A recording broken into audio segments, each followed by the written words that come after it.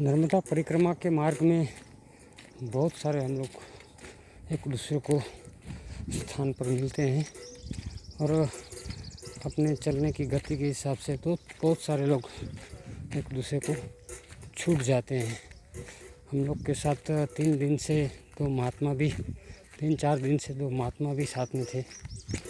वो थोड़ा आज आगे निकल चुके हैं, लेकिन आगे कोई भी स्थान रहेगा वहाँ हमें मिल जाएगा, क्योंकि हमें भी मालूम है कि वो इतना एक साथ नहीं चल पाएंगे। तो किधर भी बैठने की जगह रहेगी या आराम करने की जगह रहेगी वहाँ बैठ जाएंगे और हम लोग वापस साथ में हो जाएंगे।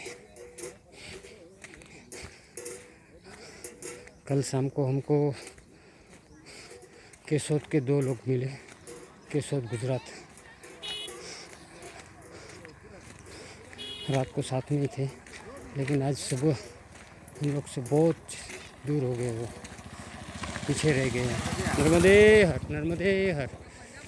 देखो ये पुल आ गया गांव का, शायद नज़दीक में भी कोई गांव है। भैया नर्मदे हर। गांव किधर है? नज़दीक ही है गांव? ये माकड़ खेड़ा नज़दीक ही है ना? नज़दीक। ठीक है, ठीक है भैया। नर्मदे हर।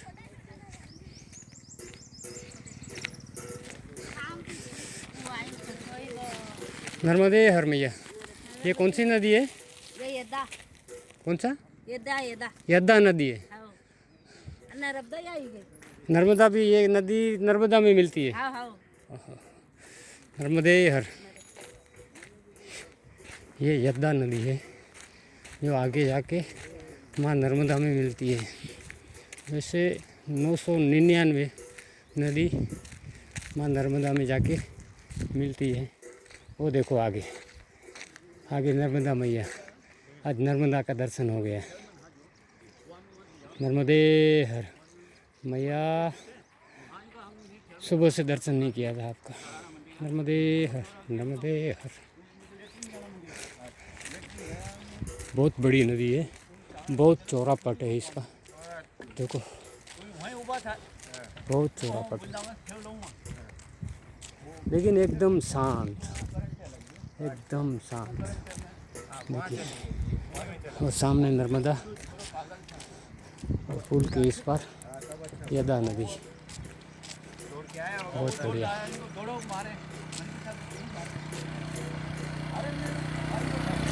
पुल के इस पार झाड़ी चढ़ के एक गाँव आ जाता है। गांव में हम लोग थोड़ा रेस्ट लेंगे, फिर वही अपने स्थान के लिए, गंतव्य स्थान के लिए निकल जाएंगे आगे। नर्मदे हर।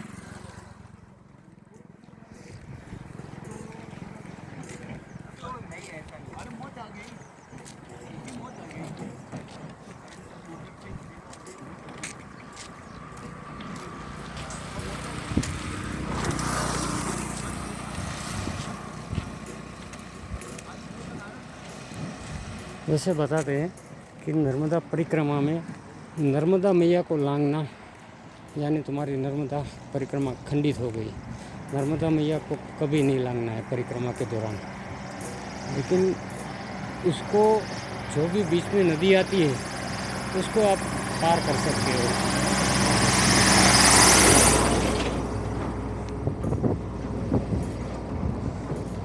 और अभी कैनाल के रूप में से कई जगह से नर्मदा मैया निकल रही है, तो कैनाल आप लांघ सकते हो, क्योंकि कैनाल कहाँ जाती है वो किसी को नहीं मालूम होती है। तो कैनाल आप लांघ सकते हैं, क्योंकि दूसरा कोई रास्ता नहीं है। कहा जाता है कि जब पहली बार मार्कंडेय ऋषि ने जब माँ नर्मदा की परिक्रमा की थी, तभी उसको 28 साल लगे थे, क्योंकि उसने तो 999 नदी सब परिक्रमा की थी और उसका परिक्रमा का कोई उद्देश्य भी नहीं था। बताते हैं सब लोग ऐसे, पुराणों में भी बताया है, नर्मदा पुराण में भी ऐसा उल्लेख है कि उस मार्कंडेय ऋषि को अपनी साधना के लिए कोई जगह चाहिए थी, लेकिन पूर्ण नर्मदा परिक्रमा हो गई तो उसको जगह नहीं मिली।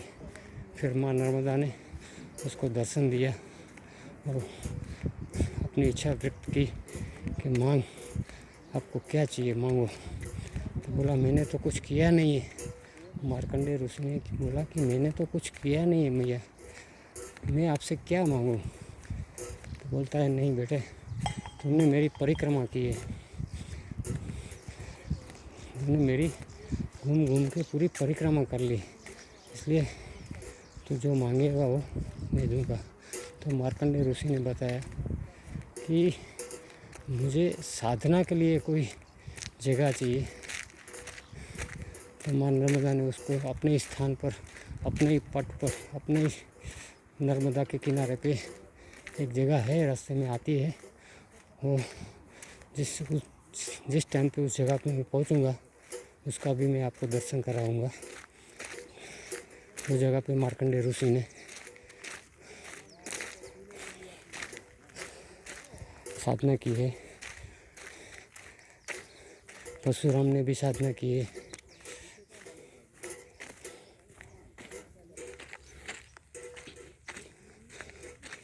बहुत से संत देव दानव गंधर्वों ने माँ नर्मदा के तट पर तपस्या की है।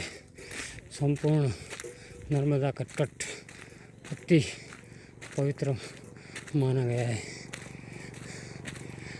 घुमावदार रास्ता, झाड़ी, पहाड़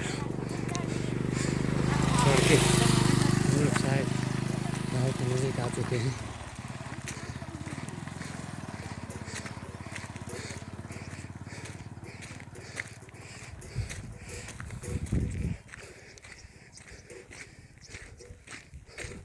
रास्ता थोड़ा पथरीला है,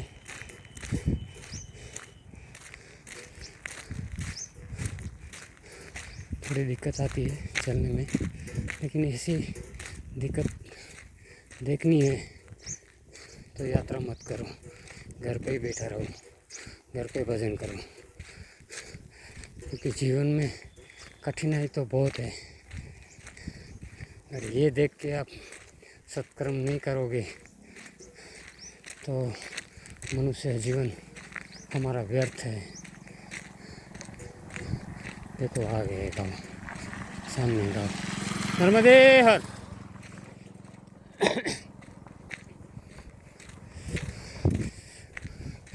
परमपिता परमेश्वर ने हमें जब मनुष्य अवतार दिया है तो उसको भजन करके, सिमरन करके वो जीवन को सिद्ध करना है, ताकि जब भी ये शरीर शांत हो जाए तभी परमपिता परमेश्वर हमें पूछते हैं कि भाई मृत्यु लोक में जाके तुमने क्या किया।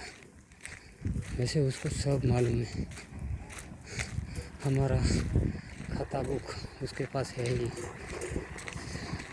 सब उसको मालूम है। नर्मदे हर।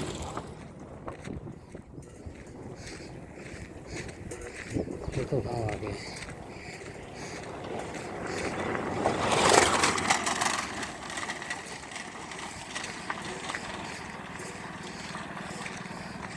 मनुष्य जीवन में कभी भी किसी की बुराई नहीं करनी चाहिए, ना किसी की बुराई करनी चाहिए, ना किसी की बुराई सुननी चाहिए। अपने मन, कर्म, वचन से हमेशा सत्य मार्ग पर हो सके उतना सत्य